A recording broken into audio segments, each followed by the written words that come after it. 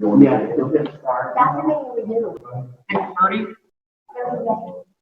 Plus or minus, some days are more than others, but 20. And then we all do it, right? No, you're fine. So much for social media. What's that? Well, maybe doing a lot of this. Some, you gotta do it No, I all just, the I time. combine them. Yeah. Yeah, like, You don't know. I don't know.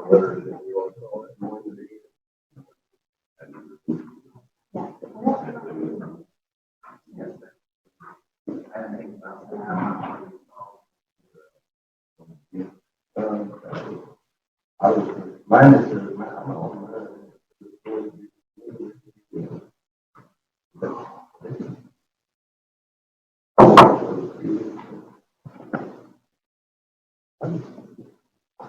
got people on it?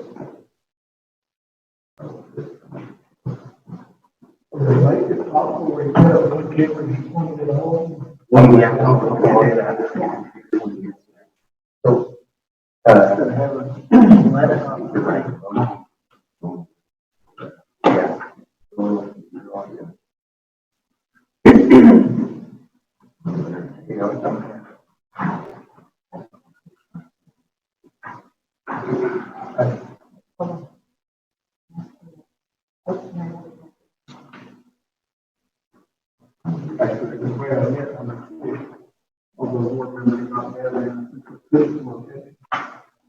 well,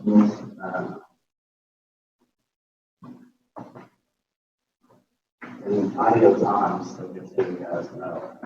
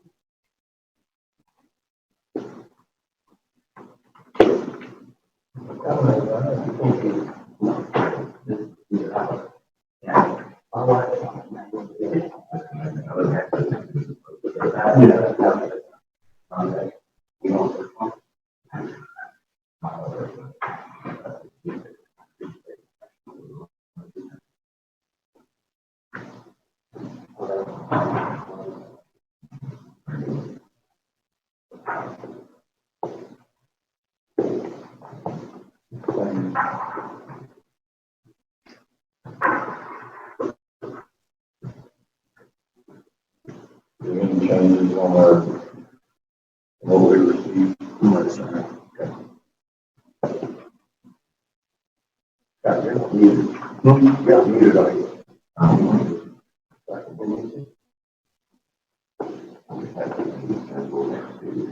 it's just that, what was my,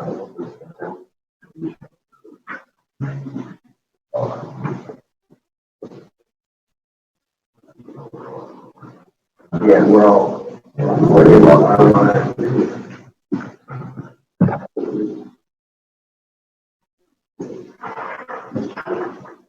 there's no public forum.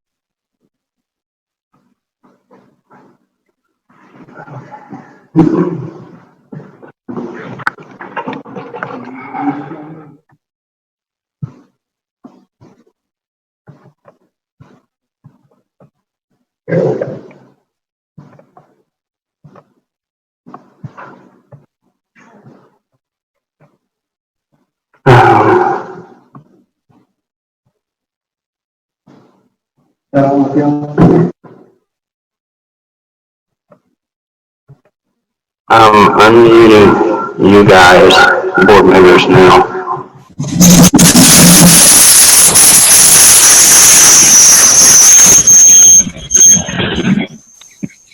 Is everyone's eardrum still working? I apologize for that. Mr. Duke, on right there. And if you don't mind starting with that. We'll call it, come in door and they'll have invocation and I'll read this. Okay. Okay, Danny, would you lead the invocation, please?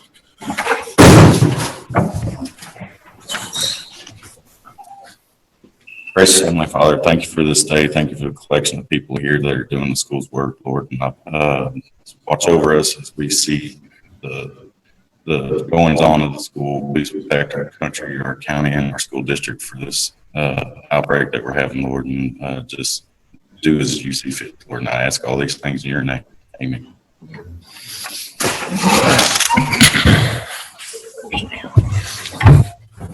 On March 16th, Governor Abbott granted a request by Attorney General Ken Paxton to temporarily suspend a limited number of open meetings laws to the extent necessary to allow telephonic or video conference meetings in response to coronavirus 19. In accordance with those suspended rules, certify the following. Notice of this meeting has been posted online for at least 72 hours. Although members of the board are not gathered in Central, we actually are. Ms. Mallett may be attending online. She's not here physically, but the rest are here physically. We do have a quorum in attendance at this meeting and the video conference or telephone call. We are meeting by Zoom software application which allows two-way communication between members of the public.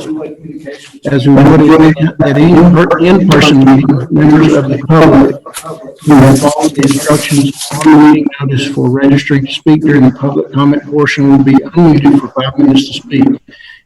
If the speaker is permitted written comments in advance, Mrs. Tammy Harvey will read the comments into the record before or during the board's consideration of that item. If you would like to provide comments at future meetings conducted by video conference or telephone call, please follow the instructions on the meeting agenda. All other meeting procedures will adhere to board adopted procedures to the extent practical. An audio recording of this meeting will be made available at the public at a later date, or to the public at a later date. This software application allows 100 people to view and interact at a time. We apologize in advance for any unforeseen difficulties and ask for your patience in navigating unprecedented conditions. If you have any questions about these suspended laws, please call the Attorney General at 888-672-6787 or by email at toma@oag.texas.gov. See that note on there? It said all they could hear was echo because we're still all mic'd. Okay. We might need to do that again.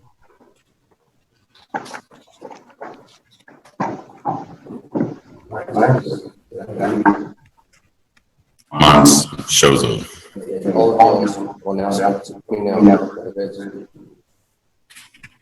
Do it on your own. You just can do it on your own. Your picture at the top, it says unmute or mute. If I click on my picture, Oh, Bring your mouse over it, and at the top, you can pop up unmute or unmute. And I apologize for that. So we need a mute. mine's, Until you speak, like Mr. Gooch, you may want to stay unmuted. Mine's not muted. mine's not doing that either. The problem is, I had to log so many people on as me. Right now, I can't. I'm not sure who I'd be muting. Over the middle deal. Huh, mine popped up right there. Okay.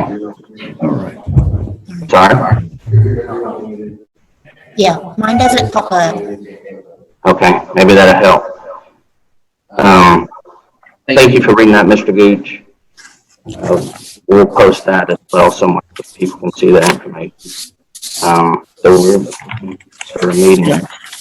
And nobody signed up for the public forum, item number No, 3. sir. Yeah, So no. we would move to item number 4, consideration of approval of the TASB localized policy manual update DEA local. Guys, what we have here is a copy of our DEA local. DEA was updated when you guys passed update 111. But for whatever reason, our DEA local was not. So DEA legal was updated with 111, DEA local was not. The only change between 111 and what we currently had posted is the item you'll see about premium pay during disasters. I'm asking that we add that to our DEA local, because that will come into play with the next agenda item when we start talking about premium pay for non-contracted employees that would come up and work during the school closure. So we'll have maintenance, we'll have custodial. If they've worked some during the closure, they'll come and work again before we reopen our doors. So I'd like us to consider updating the DEA local so we can talk about that on the next item. So just ask that you adopt the revision to DEA local as presented in your packet, and you'll see the additions in red.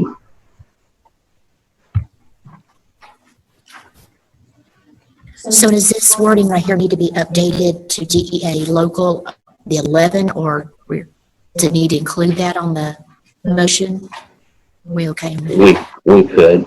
So you can make a motion for DEA local to reflect the updates of 111 and for DEA local to be updated as presented in the board packet. So moved. Okay, we have a motion by Tammy Harvey, second by Danny Limley. Those in favor, raise your hand. Okay, motion carries 6-0.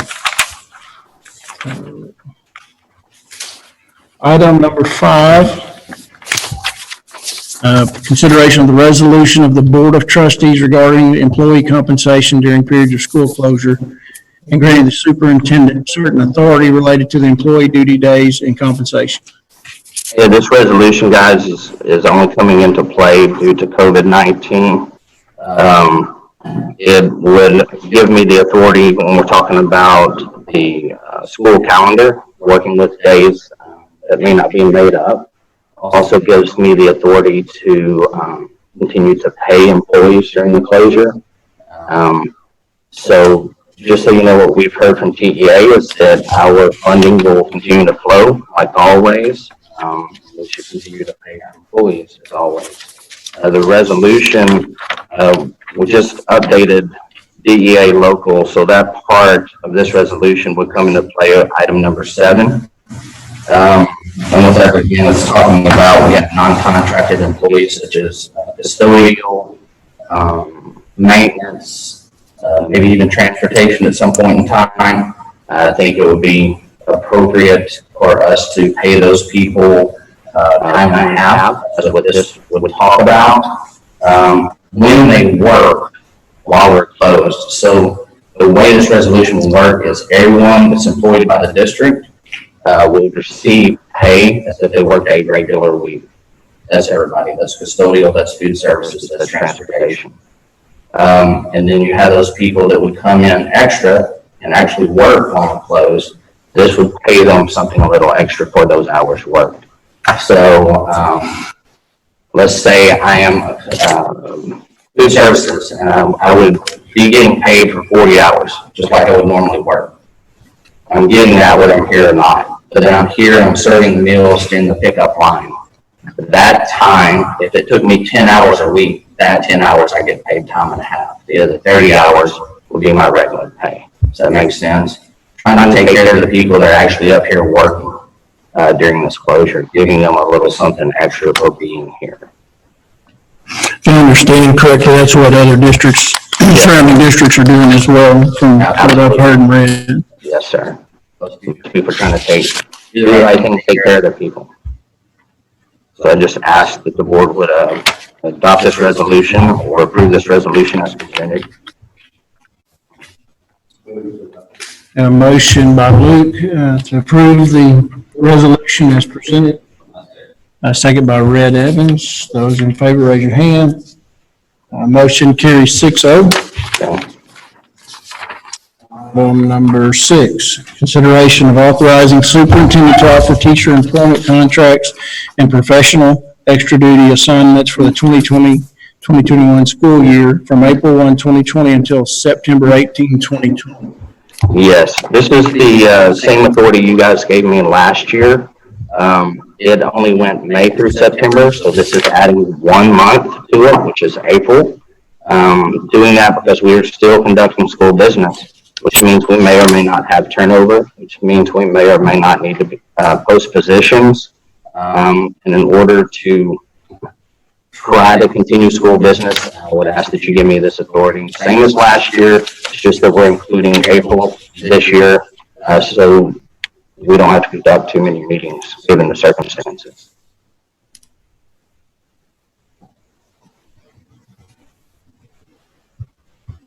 So moved. We have a motion by Tammy. Well, I was, You have a comment? yeah, I had a comment. Okay. So just to clarify on that, do we typically know about these things ahead of time, even if we're not having any meetings? Sure. Well, because I do like to know what is going on. Absolutely, even if it's not something we can get together on, I understand all, because there's situations where it can't happen, because timing doesn't work.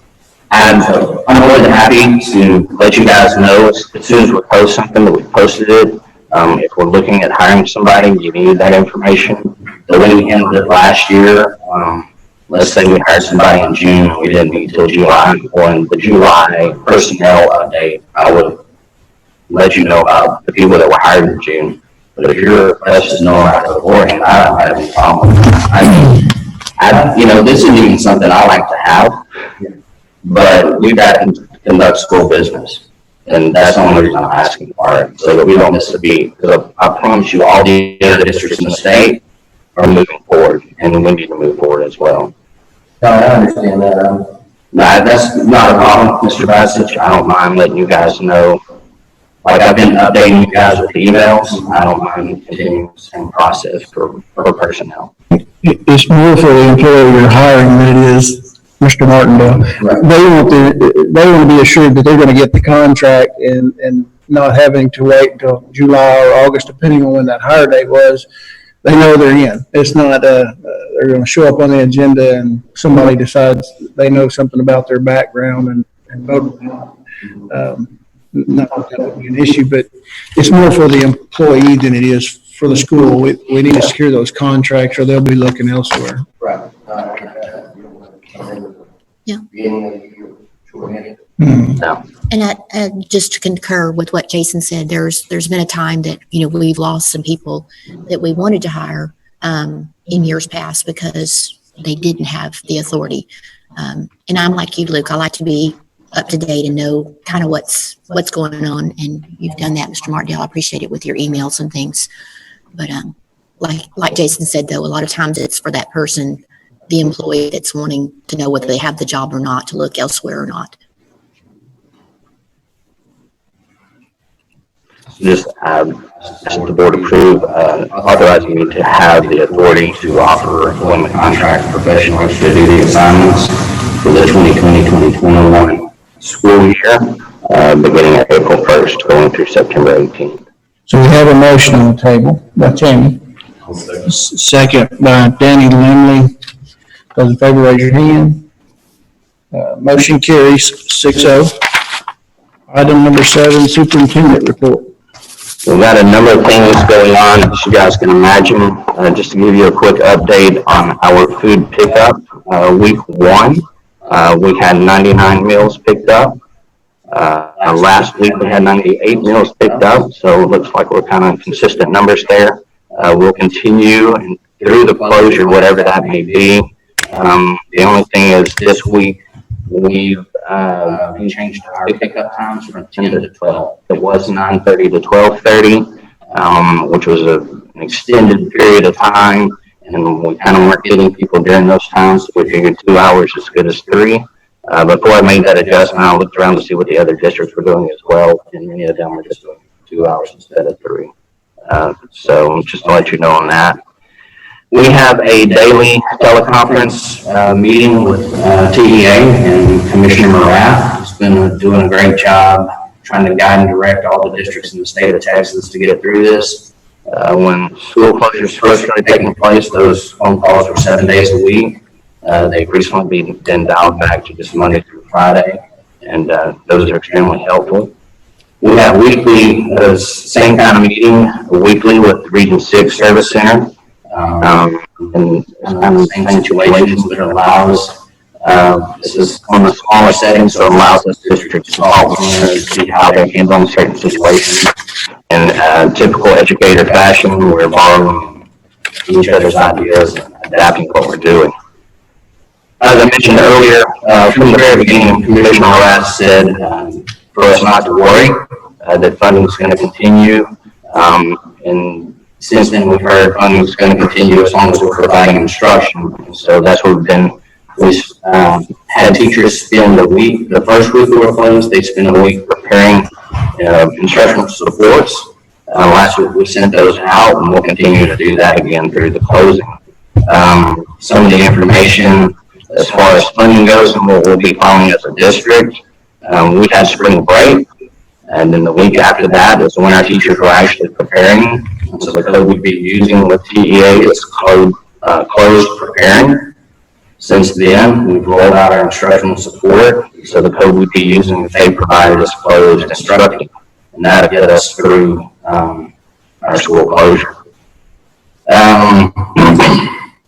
Again, this is week 2 on our instructional supports at home. What we talk about there is either online instruction or paper copies. So paper copies are passed out the same time as meals are, so from 10 to 12, Monday through Friday, parents can pick up paper copies. We have a lot of our secondary teachers do online instruction through Google Classroom.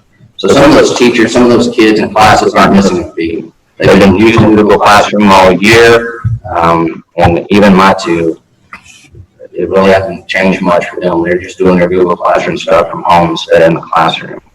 What we've done to try, there's an additional pickup time for papers, whatever they need, and that's 6 to 7 Monday evenings. So we've offered that time for if there's parents that are actually still going to work, 6 to 7 on Monday evenings, and come by and get what they need to get if they couldn't be here from 10 to 12. And then also, we've tried to communicate with parents, let them know if you can't make any of those times, reach out. I come across the street, I open the door, I get your materials, or Mr. Juicy or Mr. Fowler. We can meet anybody at any time. We just need parents to communicate that with us. One of the things we've done to try to better help our students here in Iola, we've purchased 25 additional hotspots. It's kind of like a mobile internet service through Verizon. We've purchased 25 of those, and they're kind of be offered on a first come, first served basis. We ordered those the first week of closure. As you can imagine, with everybody in the country trying to go to online, those were on back order. I think we got those in Friday.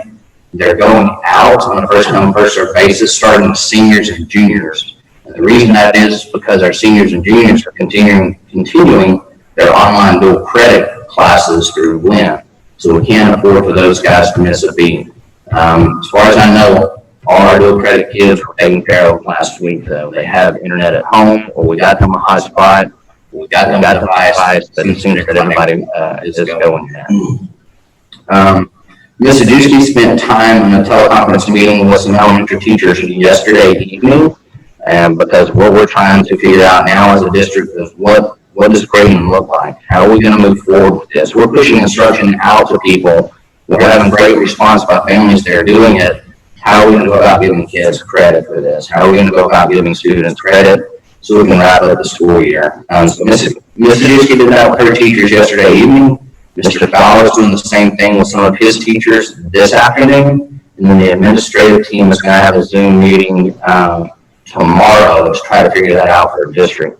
So once we kind of figure that out, and check, dot all our I's, cross all our T's, we will push that information out to parents so they're aware of what this looks like.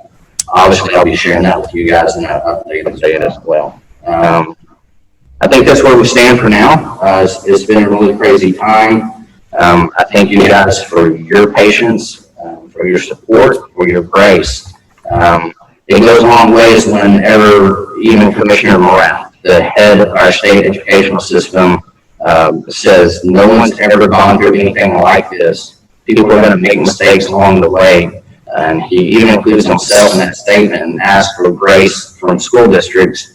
I just continue to ask for grace from our community as we try to do what's best for kids. So again, I thank you all for your time, and that's all I had for the superintendent report. Okay. That'll be it for the meeting. Need a motion to adjourn? Motion by Danny, second by Luke. Those in favor, raise your hand. Motion carries 6-0. That concludes the meeting. Thank you, guys. I appreciate you. We need to do anything to Thank y'all cut. for joining us online. You were muted, Mr. Bassett. Thank you all.